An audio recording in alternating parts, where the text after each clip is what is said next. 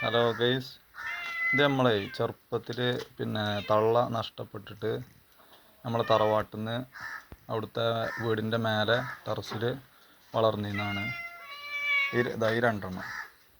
അപ്പോൾ ഇവർ തള്ള നഷ്ടപ്പെട്ടപ്പോൾ രണ്ടു പേർക്കും ഒരാഴ്ച പാല് വാങ്ങിക്കൊടുത്ത് വളർത്തിയതാണ്.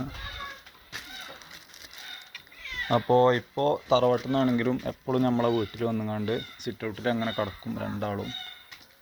അപ്പോൾ അത് കാണാൻ തന്നെ നല്ല രസമാണ്. അതിൻ്റെ കൂടെ വേറൊരാൾ ഇപ്പോൾ വന്നിക്കണു.